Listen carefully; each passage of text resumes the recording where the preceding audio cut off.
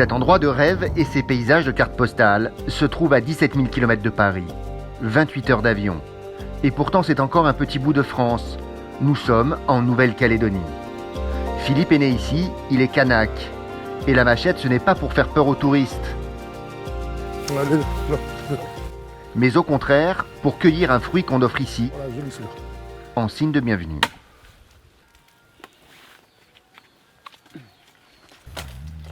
Presque. Yo. Tout le long de la route, il y a les sons de cocoterie. Ça fait qu'on propose toujours aux clients de l'apéro. Allez. Ce matin, Philippe a justement rendez-vous avec un groupe d'amateurs de plongée sous-marine. Ils arrivent de Marseille et ils s'apprêtent à vivre un moment unique.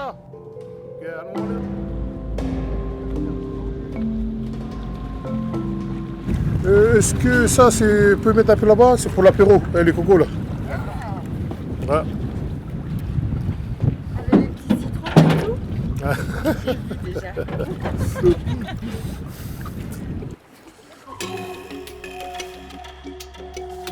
Ils ont payé chacun une centaine d'euros pour plonger dans l'un des 5 plus beaux spots de plongée du monde.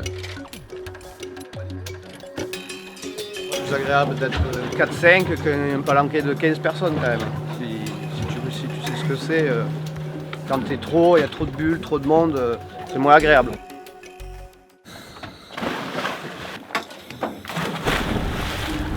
Très peu d'endroits sur la planète permettent de vivre ce genre de sensation. À peine à l'eau, le petit groupe assiste à un spectacle incroyable. Un banc entier de requins de récif. Un peu plus profond, au milieu des coraux, un balai de poissons multicolores.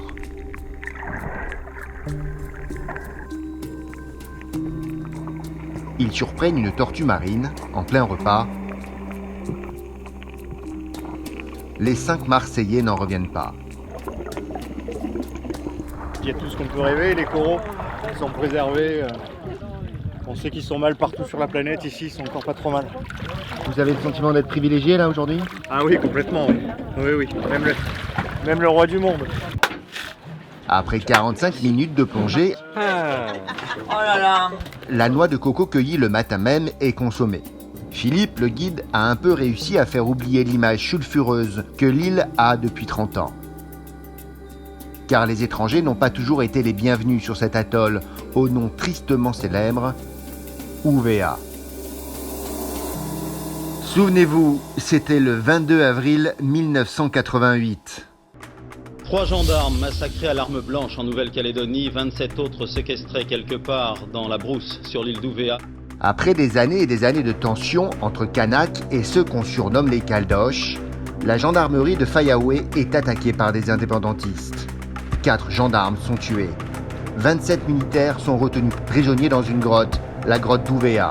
Les négociations ne donnent rien. 15 jours plus tard, le 5 mai, l'armée donne l'assaut. C'est l'opération Victor. Un vrai bain de sang. 19 militants indépendantistes et 2 militaires français tombent sous les balles. Une crise majeure qui a eu l'effet d'un électrochoc. C'est ce qui a déclenché tout le processus d'autodétermination. Située juste à côté de l'Australie, la Nouvelle-Calédonie est le territoire français le plus éloigné de la métropole, encore plus loin que Tahiti. En un siècle et demi de présence française, les tensions ont toujours été vives entre les Kanaks, les populations autochtones qui se sentent délaissées, et ceux qu'on surnomme les Caldoches, les descendants des colons européens qui ont fait fortune en venant s'installer ici. Après le drame de la grotte d'Uvea, l'État français va calmer le jeu en offrant à la Nouvelle-Calédonie un statut sur mesure. L'archipel est semi-autonome, il possède son propre gouvernement, une assemblée qui peut voter certaines lois, et il a même la possibilité de devenir entièrement autonome à l'issue du référendum. Il faut dire que la Nouvelle-Calédonie regorge de trésors. Son lagon, le plus grand au monde, est classé au patrimoine mondial de l'UNESCO. Les paysages sont à couper le souffle, comme cette forêt en forme de cœur, immortalisée par le photographe Yann Arthus Bertrand. L'année dernière, 120 000 touristes sont venus découvrir les 1001 visages de l'archipel. Le nec plus ultra pour les Japonais, venir s'y marier.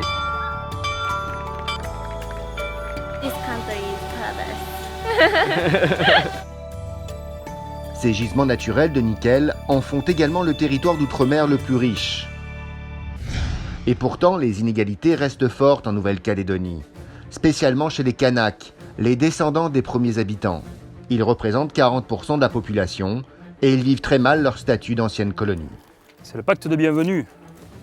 Les gendarmes se font régulièrement caillasser et en ce moment, ils font face à une vague d'insécurité hors norme, du jamais vu ici. À Nouméa, la capitale, les magasins se font dévaliser en moins de 2 par des bandes, souvent très jeunes. Dans les 17, il devait y avoir 14 jeunes qui étaient des mineurs. Les chiffres ont de quoi donner le vertige. Les cambriolages ont augmenté de 37% l'année dernière. L'archipel est également en proie à un autre fléau, l'ivresse sur la voie publique. Voir des gens totalement saouls sur les trottoirs n'étonne plus personne ici. Pas quelque chose d'anodin, effectivement, c'est quelque chose de très courant. Ouais. Plus grave, les accidents dus à l'alcool. Ils tuent 4 fois plus qu'en métropole. Et puis si vous avez bu, vous prenez pas le véhicule. Oui, D'accord. Des Kanaks tentent de sortir la Nouvelle-Calédonie de cette spirale infernale, comme Robert Atiti. Ce chef de clan essaie coûte que coûte de protéger la terre de ses ancêtres contre les multinationales qui polluent. Et pendant 3 jours, on a bloqué le port. Il mise à fond sur l'essor du tourisme. Un tourisme respectueux de la nature, à l'image de son écolodge, construit au milieu de nulle part. Notre indépendance à nous, elle commence par ça. Vous découvrirez également comment les gens se détendent le soir entre amis ou en famille, grâce à un produit totalement interdit en France, mais légal là-bas, le kava. C'est dégueulasse à boire, en vérité. Une boisson qui a le pouvoir de rendre zen n'importe qui. À l'heure d'un choix politique majeur pour la Nouvelle-Calédonie, enquête sur ce territoire français du bout du monde où les ennemis d'hier essayent de se réconcilier à tout prix.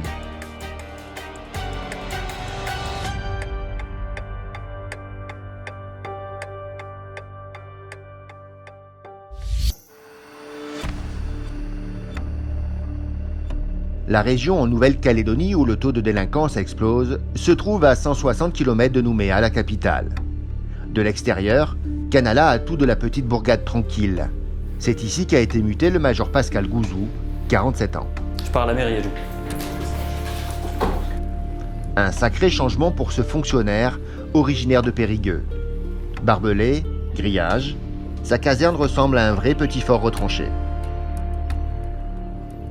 Toutes les gendarmeries de Calédonie sont un petit peu sous ce format-là, de toute façon avec une sécurité accrue, parce que bon, c'est voulu, parce que puis bon, ça fait il y a des choses qui se sont passées il y a quelques années ici qui font que bon, on est obligé quand même de se prémunir et puis d'éviter que ça se reproduise, quoi. Ce matin, le major a rendez-vous à la mairie de Canala pour préparer la prochaine fête du village et éviter les débordements qui ont souvent lieu lors des soirées trop arrosées. Pour preuve, ces carcasses de voitures abandonnées au bord de la route. Bon, là, malheureusement, c'est une voiture qui a été dérobée, qui a été brûlée. Je suis obligé de respecter ce choix-là. Les jeunes des villages un peu éloignés sortent faire la fête en ville et volent une voiture pour rentrer chez eux. Ils mettent le feu au véhicule pour effacer leurs empreintes. Pascal est en poste ici depuis 2 ans. Il a réussi à se faire bien accepter par les habitants, et notamment des enfants. On l'appelle même par son prénom. J'ai essayé de créer un climat de confiance, de leur montrer que la gendarmerie, on n'était pas qu'une formation répressive, qu'on était là pour aider les gens, parce que je pense que c'est la mission essentielle. Et puis voilà, moi j'ai essayé de travailler avec mon instinct, avec mon cœur. En attendant, direction la mairie de Canala. On va avoir des chefs coutumiers, puis des élus. On a une fête des écoles. On va discuter un petit peu de la mise en place d'un dispositif pour que les enfants soient en sécurité. Nous voilà. Car ici, une simple fête d'école peut très vite dégénérer. Bonjour tout le monde. Il y a 2 ans seulement, assister à une telle scène aurait été impossible. Voir des chefs de clan kanak et des gendarmes coopérer, cela n'arrivait jamais. Et aujourd'hui, ce sont les chefs de tribu qui réclament les mesures les plus drastiques. Par le biais du maire, il y aurait l'arrêté sur ce week-end-là, sur la vente d'alcool. Ok. Les gendarmes seront bien sûr présents pendant la fête des écoles, mais pour éviter les problèmes, les chefs kanaks ont décidé d'interdire les ventes d'alcool durant tout le week-end. C'est Pascal qui a eu l'idée d'instaurer ces réunions de travail dès qu'il a pris son poste. Normalement, le gendarme doit être muté l'année prochaine. Depuis que Pascal est arrivé ici dans la commune, il a mis en place un système où on pouvait travailler ensemble. Merci Pascal. Parce que il se peut peut-être qu'on va demander à ce qu'il reste là pendant quelques années en plus, quoi. Bon, merci Fabio. Merci, chef de la brigade. Merci de l'écoute du mien, on se voit samedi. Si Pascal a réussi à se faire intégrer par les vieux sages du village, certains jeunes de la région restent encore réfractaires à toute forme d'autorité. Ce soir, il est de patrouille. Une petite ronde avant d'aller se coucher pour traquer les incivilités qui empoisonnent le quotidien des habitants. Là, je fais un petit tour au niveau de l'église de Canala. Voilà, il y a des endroits le soir comme ça, à tomber de la nuit, un petit peu stratégiques. Il y a une école catholique juste à côté qui a été taguée 2 ou 3 fois depuis le début de l'année, donc voilà. On y va faire un tour avant de rentrer. Les gendarmes sont sur leur garde, ils sont souvent pris pour cible. Ça là, c'est un petit caillou. Les marques sur leur 4x4 de fonction ne laissent planer aucun doute. Oui, bon, il est un petit peu gros. Il y en a là aussi. Bon, celui-là, il est encore en bon état. En Nouvelle-Calédonie, les forces de l'ordre se font caillasser en moyenne tous les 3 jours. Un petit peu moins. C'est le pacte de bienvenue. Il y en a un ici. Là. C'est 2 fois plus qu'en métropole. Voilà, c'est pour tester la solidité des voitures en fait. Si les voitures sont solides, on les valide et puis hop, on peut les faire partir dans les endroits sensibles. Pascal préfère prendre ça avec le sourire. Ce soir, RAS. Personne ne testera la solidité de sa voiture.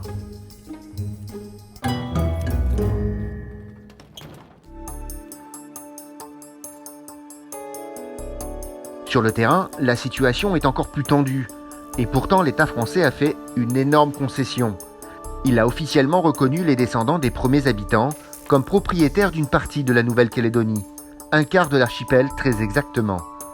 Ces terrains appartiennent aux Kanaks, et rien qu'aux Kanaks, ils sont invendables, à tout jamais. On appelle cela les terres coutumières. Robert Atiti est l'un de ces nouveaux propriétaires. Coucou. Il fait partie de la tribu des Goro. Il possède 300 hectares à l'extrémité sud de l'île.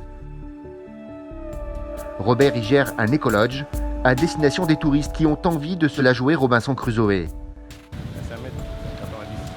Des vacances au dépaysement garanti qui cartonnent auprès des Caldoches, comme cette famille qui vient en week-end dès qu'elle le peut. Allez-y, on vous laisse sur la terrasse, choisir puis on vous laisse derrière. C'est un de mes endroits préférés, je prends énormément de plaisir à venir ici.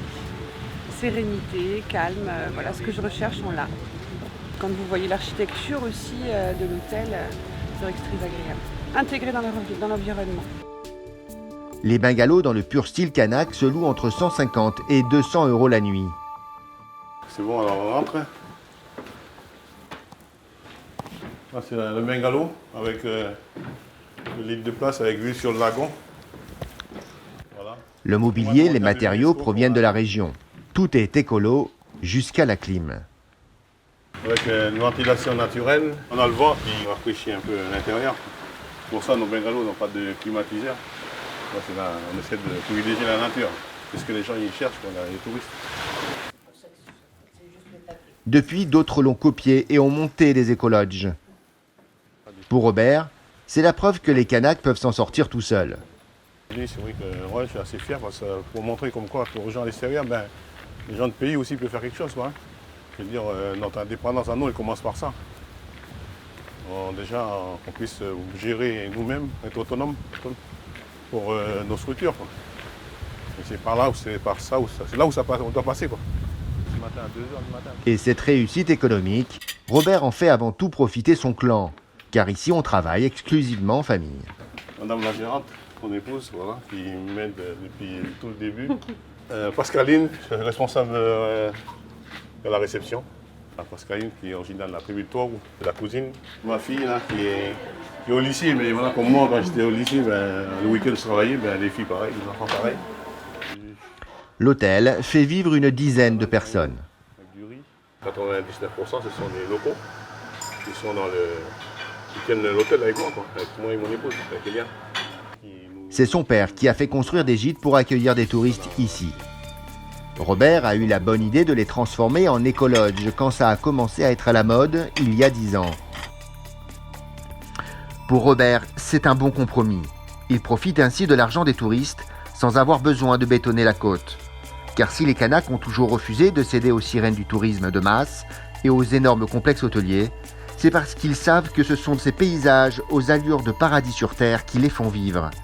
Mais ils savent aussi que cet environnement est extrêmement fragile. Dernière catastrophe écologique en date, ce conteneur qui s'est carrément échoué sur la barrière de corail l'année dernière et qui a déversé près de 600 kg d'hydrocarbures dans la nature. Régulièrement, Robert prend son bateau pour partir en mission d'inspection. Cet après-midi, il emmène son petit-neveu avec lui. La tribu de Robert possède 300 hectares. Mais quand il s'agit de protection de l'environnement, sa zone de surveillance s'étend sur un territoire beaucoup plus vaste. On a 4000 hectares d'influence coutumière, c'est-à-dire les 4000 hectares, toute chose qui se passe à l'intérieur, on est obligé de le consulter. Le problème numéro 1 ici se trouve à 5 km à peine de l'écolodge de Robert. C'est cette gigantesque mine de nickel. Elle est gérée par Vale, une société brésilienne, un géant minier. Le problème, ce n'est pas simplement la déforestation, mais le procédé d'extraction, extrêmement polluant et qui a des graves conséquences sur l'environnement. Robert nous emmène dans sa crique préférée, où enfant il venait pêcher. Le remous que tu vois là, tout ce qui est terre rouge, ça vient de la mine. Ce sont les fines qui descendent avec les fortes pluies. Et c'est ça qui vient s'accumuler ici. Et puis après, tout ce qui est vivant ici, ils ont étouffé par tout ça. Impossible de faire évacuer toute cette boue rouge. En revanche, Robert répertorie tous les autres déchets. Là, je vais demander à l'industriel de venir chercher ce pneu et de l'enlever de là. Il y en a deux normalement, il y en a un ici et un plus haut dans l'embouchure. Et je te dis pas ce qu'il y a en dessous. Peut-être qu'en dessous, avec chaque cyclone, ça sort des trucs, des nouveaux. Alors ça c'était à la mine, là il est là. Ça montre comme quoi que tout ce qui vient de là-haut, voilà, on les trouve ici à la sortie. Toutes ces années d'exploitation ont eu un impact considérable sur la nature. L'écosystème a été entièrement chamboulé. La faune et la flore ont pratiquement disparu. Avant ici, il y avait 3 mètres d'eau. On a piqué les poissons et tout. Et là, on essaie de gérer au maximum avant pour que dans 10 ans, on espère que ça ne va pas être sec ici, quoi. Si Robert ne peut rien contre les boues rouges, il y a en revanche une autre pollution qui fait des ravages et qu'il peut combattre. Direction la baie de Prony, là où les bateaux cargo viennent ravitailler en énergie fossile la mine de nickel. Là devant, on a un pétrolier à droite qui est en train de descendre le fuel pour l'usine. Et au milieu, c'est un bateau de charbon qui est en train de décharger. Et à gauche, on a un conteneur qui vient chercher du nickel fini, dans des conteneurs. Des bateaux parfois vétustes, battant pavillon étranger, qui ne s'embarrassent pas trop avec les règles environnementales. C'est pour cette raison que Robert patrouille. Mon rôle, c'est de regarder autour s'il n'y a pas de fuite d'hydrocarbures. Si aujourd'hui Robert est aussi vigilant, c'est parce qu'il y a 4 ans, un cargo avait carrément vidé ses cuves dans cette baie. Robert et les autres chefs Kanaks avaient dû employer la manière forte. Pendant 3 jours, on a bloqué le port parce qu'il y avait un stock de déchets sous le WAF, sous le ponton. Tu avais je ne sais pas combien de 1000 mètres cubes de charbon, de soufre et puis de calcaire. Encore le calcaire, ça va, c'est du corail, quoi. Mais a priori, tout a été pompé, on a tout enlevé. Et là maintenant, on vient surveiller si les choses sont faites dans les règles, quoi. Robert Atiti fait aujourd'hui partie des vieux sages, bien décidés à défendre la terre de leurs ancêtres contre les ravages du monde moderne. Et pas seulement la pollution. La Nouvelle-Calédonie est en effet confrontée aux mêmes problèmes qu'en métropole, mais dans des proportions beaucoup plus préoccupantes. Et c'est encore plus vrai à Nouméa, la capitale. Cette ville et ses environs concentrent 180 000 habitants, les 2 tiers de la population Nouvelle-Calédonie. Et en ce moment, il y a un phénomène qui inquiète les parents là-bas. Commissariat central de Nouméa. Approchez-vous pour le briefing, s'il vous plaît. Le capitaine Thierry Bourrat a programmé une opération inimaginable en métropole. N'hésitez pas à faire preuve d'autorité, ouverture des coffres, et puis vous regardez un petit peu ce qu'il y a dans la voiture. En cas de besoin, vous faites appel par radio au chien qui va rapidement venir au véhicule. Allez, c'est parti. Une opération antidrogue. Elle ne va pas avoir lieu dans une cité sensible, mais dans un lycée. Les chefs d'établissement sont débordés par le phénomène cannabis. Alors ils demandent à la police de mener des actions très spectaculaires. La rue qui donne sur le pam-pam, vous bloquez le bas, vous bloquez le haut. Personne rentre et personne sort. Et tout ce qui est à l'intérieur va être contrôlé. Donc ils sortiront que lorsqu'ils auront été contrôlés, reniflés par le chien stup. Ça marche ? Quand Thierry arrive, une quarantaine de policiers et de gendarmes encerclent le lycée. C'est possible de faire venir un VL de la CDI qui est en dynamique dans le secteur. Et ça n'a pas traîné, une première interpellation. Un dealer qui opère à la sortie du lycée. Pour trouver porteur de ce produit stupéfiant sur lui. Et connu nos services, du coup, on a procédé à l'interpellation qui était à proximité d'un établissement scolaire. Suite à l'opération.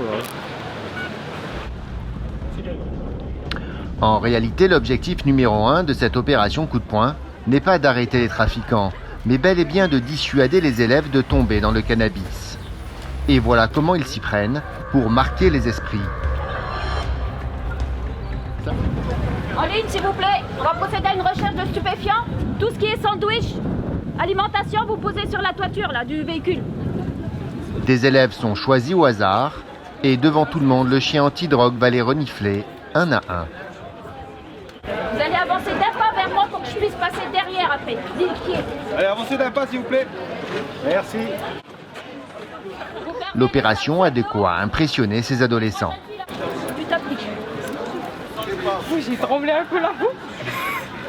Car le flair du chien se révèle infaillible. L'animal désigne un jeune garçon de 16 ans. Très bien. On va faire une fouille. Continue, je cherche. Dans son sac, les policiers vont mettre la main sur un drôle d'appareil. En fait, c'est ce qu'on appelle un grinder. C'est un mélangeur pour broyer le cannabis en fait. À l'intérieur, quelques résidus de cannabis. C'est pas la quantité qui pose problème, c'est le cannabis en lui-même. Le cannabis c'est un stupéfiant, en détenir est interdit, le poids ne rentre pas en jeu. Tu as du cannabis, c'est interdit, donc en détenir c'est interdit. Dans le lycée, là, t'en connais beaucoup qui fument? Ouais, ça va. Franchement, bon, 60% à peu près. 60% des élèves qui fument? Ouais, net. Ouais. C'est 2 fois plus qu'en métropole. Résultat de l'opération, 2 consommateurs et un dealer interpellés. Rien d'incroyable, mais pour Thierry, le but recherché est atteint. Je pense que maintenant, tout le monde a vu, tout le monde s'est téléphoné. Bon, l'important, c'est qu'on soit vu et que le message passe. Voilà. La consommation de drogue inquiète, mais un autre fléau frappe la société calédonienne depuis plusieurs années. Et il touche tout le monde, les jeunes comme les vieux.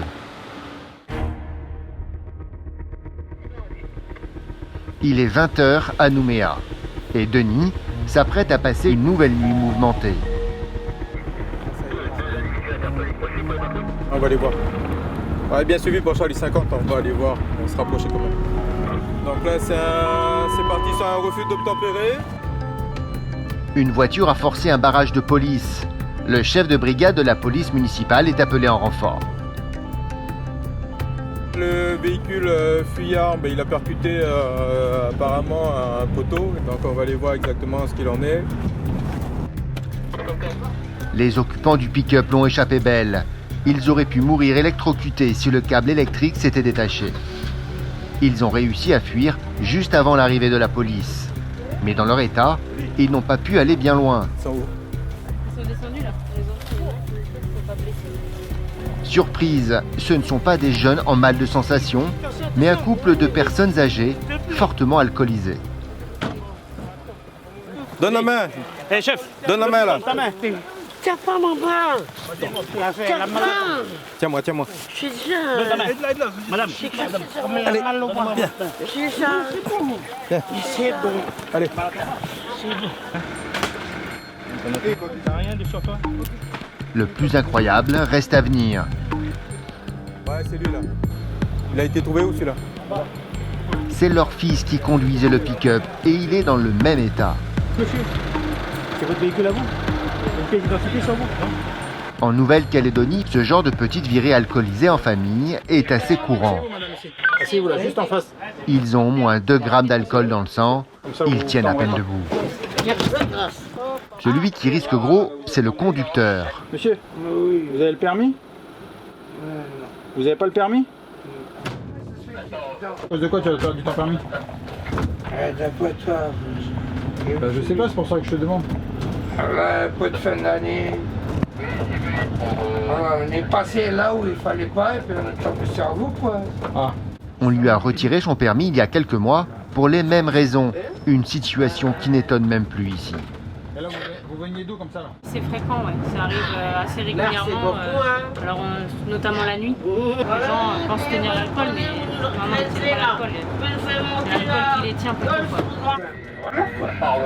C'est la vie. Ah mais le problème c'est que tu mets des vies en danger. Pour les parents, ce sera cellule de dégrisement. Le conducteur, lui, risque 2 ans de prison et 15 000 € d'amende.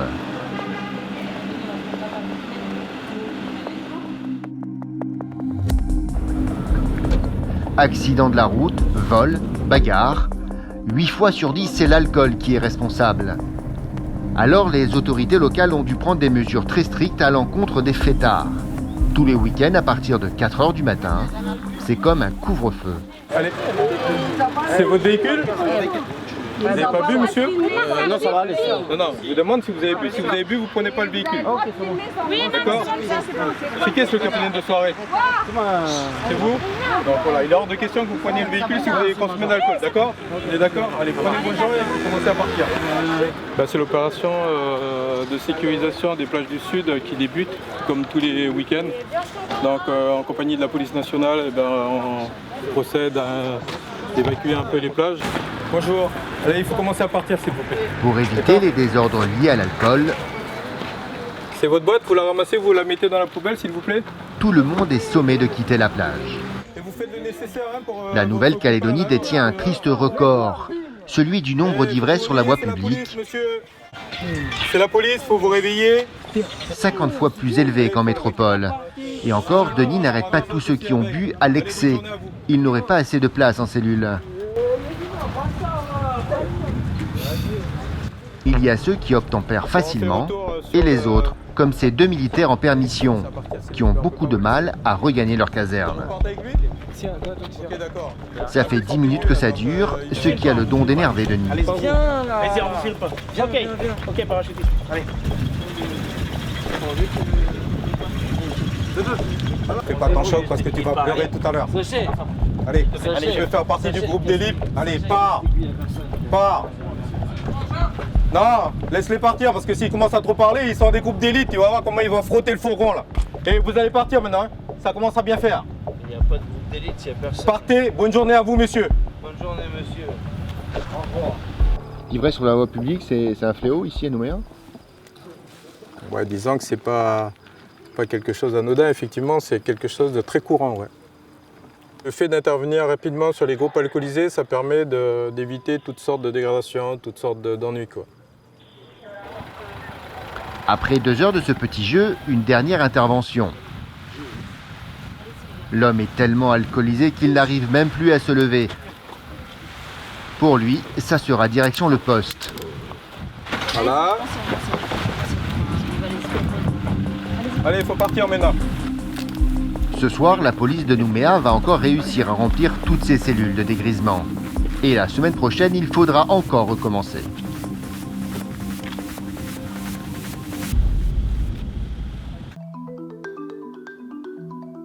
Devant les ravages causés par la consommation massive d'alcool, les autorités ont déclaré la guerre à l'alcoolisme.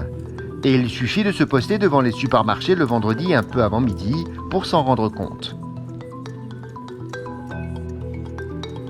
À cette heure-là, les Calédoniens font le plein de bière et de whisky et de champagne, car la vente d'alcool est interdite jusqu'au lendemain matin. Nous filmons en caméra discrète. Quelques minutes avant l'heure fatidique, le vigile nous invite à nous dépêcher. Messieurs, dames, si vous avez de l'alcool dans votre chariot, vous êtes priés de vous faire limiter vers lesquels, s'il vous plaît. Et à midi pile, on nous empêche carrément d'accès au rayon. Vous mettez carrément des barrières là. À Nouméa, on se croirait revenu au bon vieux temps de la prohibition. Conséquence directe, l'apparition d'un nouveau marché noir. La vente de bière sous le manteau. Ici, tout le monde connaît l'adresse. Un squat malfamé à la périphérie de la capitale. À peine engagés dans l'impasse, les dealers de cannabis nous accostent. Le mec en bleu là, le mec en bleu. Olé. Tu donnes à ton copain? Et pour la boisson? Ouais, c'est là-bas, la bière. Merci. Les revendeurs d'alcool sont un petit peu plus loin. L'un d'entre eux, l'homme au t-shirt bleu, n'a rien du trafiquant habituel. Il est âgé d'une cinquantaine d'années. Il a tout du bon père de famille. Combien? Pour 1000, j'en veux juste 4. Tu as ça? Ouais. Pour ne pas se faire prendre, l'homme n'a pas d'alcool sur lui.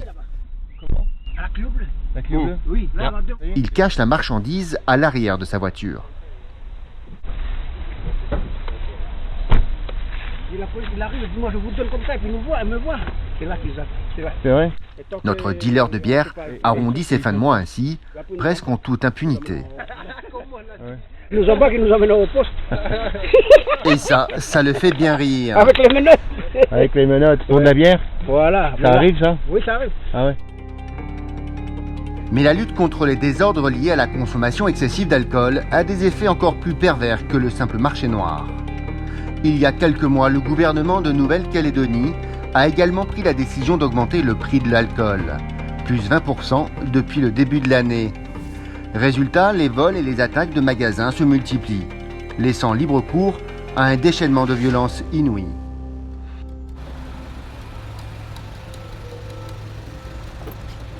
Aurélie est en Calédonie depuis une vingtaine d'années. Elle a suivi ici ses parents. Elle gère une importante station-service avec son papa. Station-service qui a été la cible de l'une de ces attaques spectaculaires. Les cambriolages de magasins ont augmenté de 35% cette année. Depuis fin 2016 exactement, on commence à avoir de plus en plus de visites le soir dans notre station, des cambriolages, des tentatives d'infraction. Au début c'était assez mineur et plus ça va, plus c'est de plus en plus fréquent et important. L'attaque de sa station-service a eu lieu en février dernier, en pleine nuit, pendant la fermeture. Ils ont tapé à coups de pied sur les vitres blindées de la boutique, donc la partie basse. En fait, la vitre a fini par céder et après ils sont engouffrés dans la boutique. Ouais, ils étaient une trentaine dedans, à rentrer comme des sauvages et ils ont tout saccagé dedans. Il est 3 h du matin quand, alerté par le système d'alarme, Aurélie arrive sur les lieux. Bonjour. Ça va? Voici mon père qui est co-gérant avec moi à la station. Toute la scène a été filmée par les caméras de surveillance vidéo. Quand ils découvrent les images, Aurélie et son père n'en croient pas leurs yeux. Cette nuit-là, ils sont une bonne trentaine, les visages cachés par des foulards et des capuches. Le volet métallique et la porte blindée vont tenir 5 minutes face à la furie des pillards. Une fois la porte ouverte, c'est la ruée. En quelques secondes, le magasin va être littéralement mis à sac. Ils se servent dans les frigos, ils ont jeté tout ce qui était sur des gondoles. Là on voit la gondole du milieu, enfin celle du milieu on va la voir, elle va tomber, ils vont la chavirer. Là ils montent sur le comptoir, enfin ils sont déchaînés. La bande a été arrêtée quelques semaines après. La moitié étaient des mineurs. Ça fait quoi de revoir ces images, Joseph? Ça me fait, effectivement, on est un petit peu ému en voyant ça, parce que bon, ça nous rappelle des mauvais souvenirs en fait. Et malheureusement, ça arrive encore, c'est arrivé encore dernièrement dans d'autres commerces du coin là. Depuis tous les jours. Tous les jours pratiquement, ça continue encore.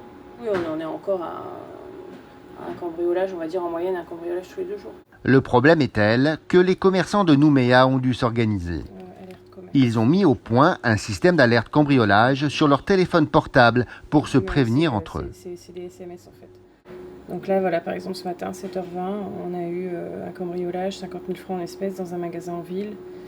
Hier à 9h, un magasin d'alimentation au centre-ville. Les raisons de la recrudescence de ces actes de délinquance, il faut aller les chercher dans le mal-être de ces jeunes Kanaks. Une jeunesse qui se sent de plus en plus exclue, qui ne croit plus en l'égalité des chances, à la possibilité de s'en sortir par les études et un travail. C'est le cas des jeunes de Saint-Louis, un village à quelques kilomètres de la capitale. Il est souvent stigmatisé. Ici, tout le monde les craint. Et pour pouvoir les rencontrer, il nous faut d'abord obtenir l'accord du chef de la tribu. Il s'appelle Roch Ouamitan, c'est un homme politique de haut plan, un indépendantiste très attaché aux traditions. Même en tant que journaliste, nous devons lui faire la coutume. Lui offrir en cadeau un paquet de café, du tissu et l'équivalent de 10 €. Merci, ça fait partie de nos croyances. Voilà, donc on sollicite, disons, la bienveillance de nos esprits pour que tout se passe bien. Nous nous mettons aussi en relation avec le monde surnaturel. Voilà, c'est ça le sens de la coutume. Merci beaucoup. Merci. En acceptant notre cadeau, Roch Ouamitan nous donne son feu vert. Mais pour avoir accès à ces jeunes si redoutés là-bas, une autre personne doit nous accompagner.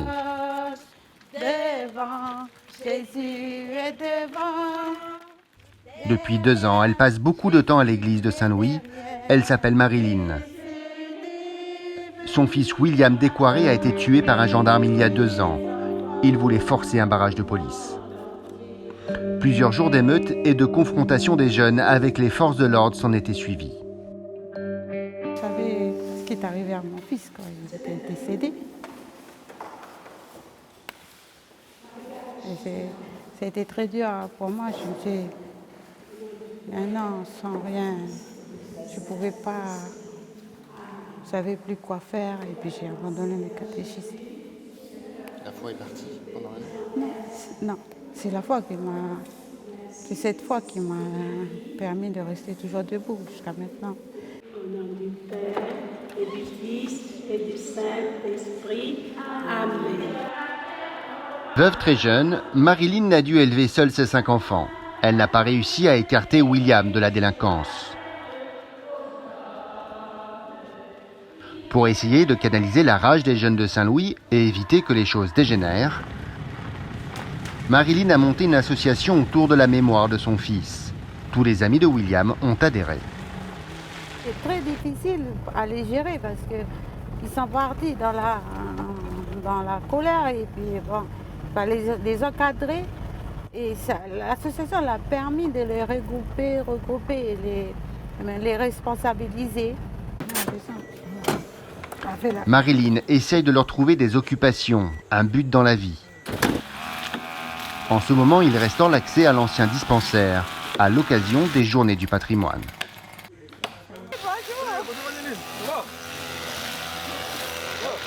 Ils ont 25 ans et ne comprennent pas pourquoi on les traite de délinquants. Qu'est-ce que tu as envie de dire aux gens qui disent ouais, les gars de Saint-Louis, ils sont délinquants, etc. C'est tout partout, il y a une délinquance. Tu vois, en France, c'est pareil, c'est encore pire qu'ici. On n'a tué personne pour l'instant. Ils trouvent que la société calédonienne est très inégalitaire. Sentiment d'une justice à 2 vitesses, taux de chômage à 27% chez les jeunes Kanaks. Ils espèrent qu'avec le référendum, les choses bougeront enfin. J'ai envie que tout change, quoi. Que la place par exemple, des politiciens, des gouvernements, tout ici dans le pays, je veux que ce soit des jeunes, quoi, à la place. Quand tu dis des jeunes, c'est des jeunes Kanaks? Des jeunes Kanaks ou mélangés, du moment qu'ils pensent comme un jeune. Ils pensent comme un jeune, mais plus penser comme avant. Comme en avant, mais on n'avance pas. Marilyn Descoiré espère que toute la vérité sera faite sur la mort de son fils William. Elle attend toujours de savoir si le procès du gendarme auteur du tir mortel aura lieu. la société calédonienne semble comme fracturée.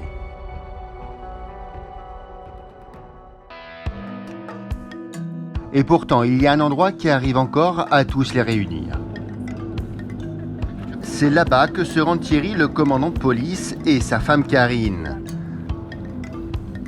Après le travail, caldoche, canac, tous consomment une boisson qui fait actuellement fureur en Nouvelle-Calédonie, le kava.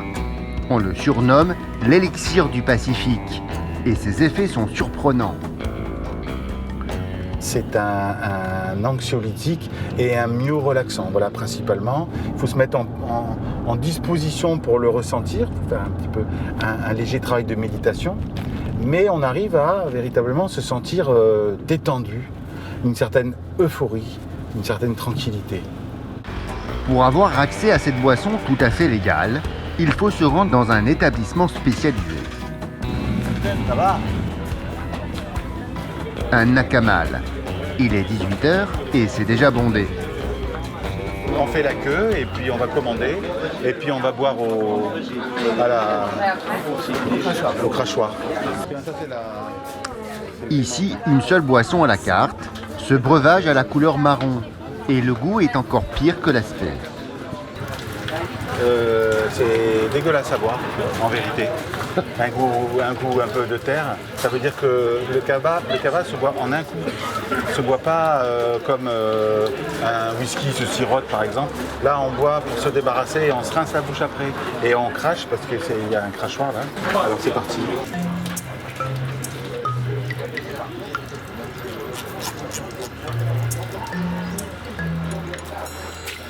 Maintenant, on va se poser et on va se détendre en attendant l'effet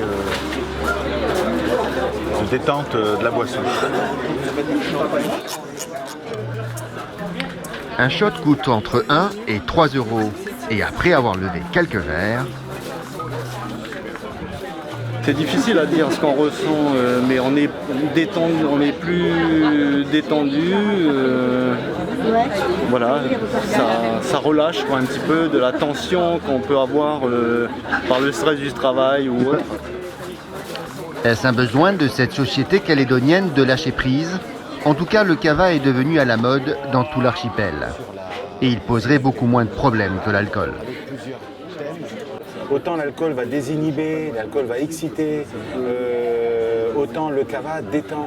Et dans ces endroits-là, les nakamals, il n'y a jamais de problème. Il n'y a pas de soucis, il n'y a pas de problème de violence. Au contraire, tout le monde est détendu. Emmanuelle est la propriétaire des lieux. Devant notre insistance, elle promet de nous révéler tous les secrets de cette boisson plutôt singulière. Le lendemain après-midi, nous retrouvons Emmanuelle dans son établissement. Là, j'ai déjà préparé les racines, j'ai déjà tout rincé. J'étais en train de préparer ton café. Le kava, c'est ça, une simple racine. La racine d'un poivrier qu'on trouve dans les îles Vanuatu. C'est pas quelque chose qui se conserve en fait, le kava. On le prépare le matin pour le vendre le soir même. Donc, c'est un petit peu le problème de ce commerce, on va dire. On mise tous les jours, on regarde le temps, on regarde le jour, le moment du mois. Maintenant, il faut transformer cette racine en boisson. Une transformation plus complexe qu'elle n'y paraît. On va aller voir les garçons. Direction le laboratoire artisanal tenu par le frère d'Emmanuelle. Voilà, là on arrive dans la zone de pressage. On a nos deux presseurs, Christopher et mon frère Steven, qui est en train de broyer. Viens, tu peux t'approcher. D'abord, il faut passer la racine du poivrier dans ce hachoir à viande. C'est cette matière-là qui va être mélangée à de l'eau par la suite. Ensuite, brasser lentement la mixture pour lui laisser le temps d'infuser. Et enfin, dernière opération, filtrer cette bouillie plusieurs fois. Le tour de main du presseur est essentiel. C'est ce qui va déterminer la qualité finale du kava. Au bout de 30 minutes, il est prêt à être consommé. Alors bien. Il est bien comme toujours. C'est pour ça que je continue de le faire presser par la meilleure équipe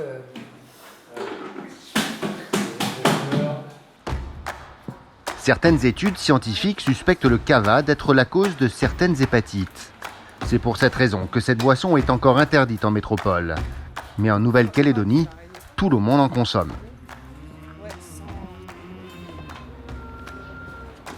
J'ai des clients qui m'appellent. Il n'est pas encore 4 heures, ils sont déjà là.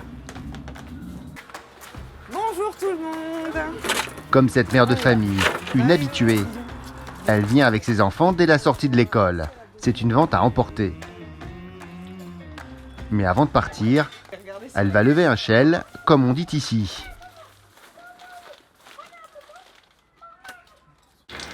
C'est un rituel, madame, de prendre un petit peu de kava comme ça à la sortie de l'école? J'aime bien ce petit moment, oui. Pourquoi? Ça apporte de la détente. Voilà. Bye bye tout le monde. La consommation de kava a explosé sur l'archipel. Il s'est ouvert quelques 200 nakamal en quelques années.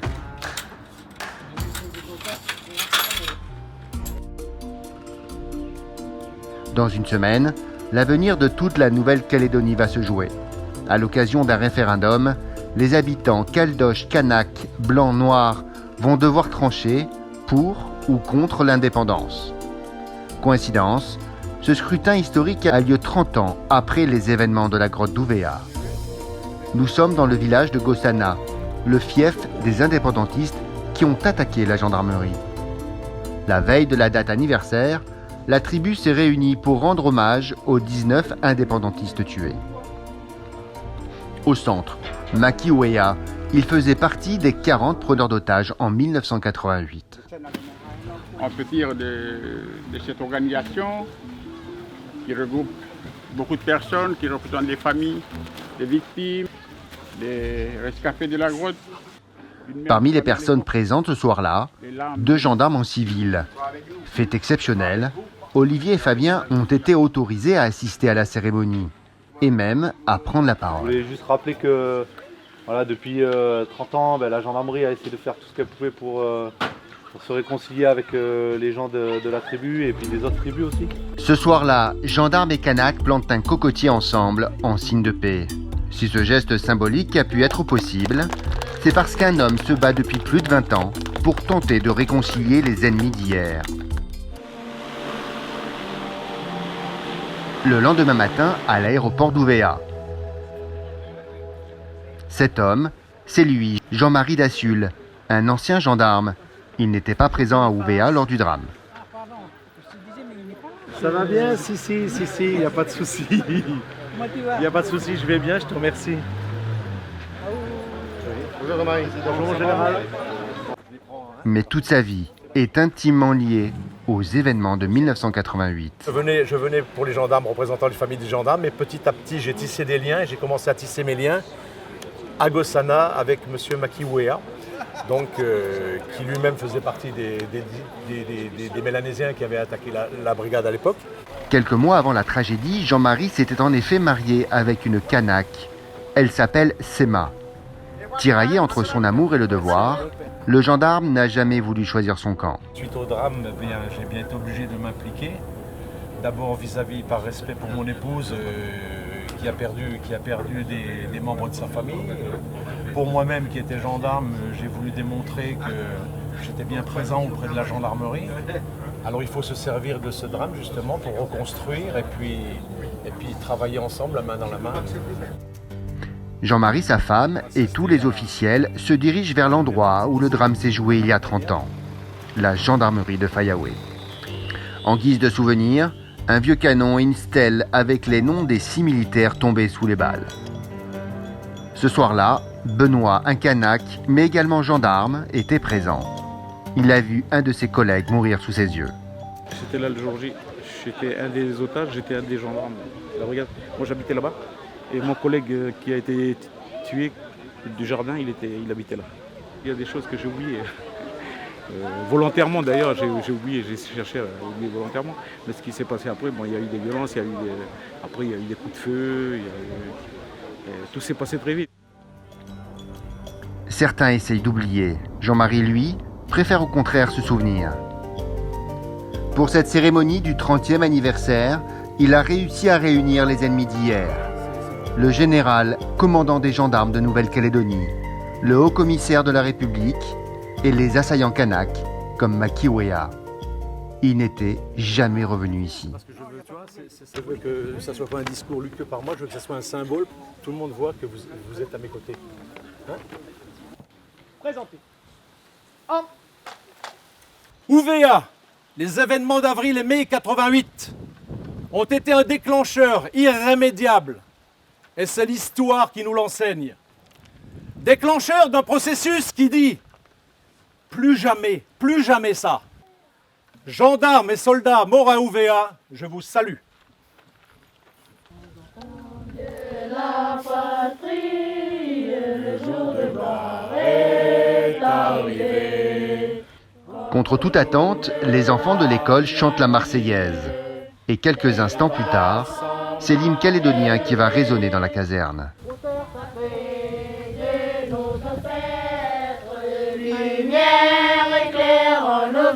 Mais le moment le plus fort reste à venir.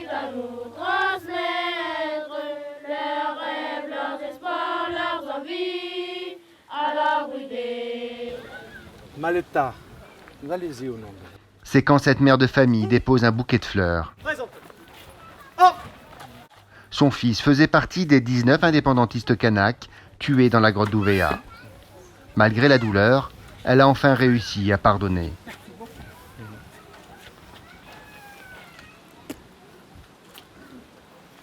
Merci à vous, c'est fort, c'est fort.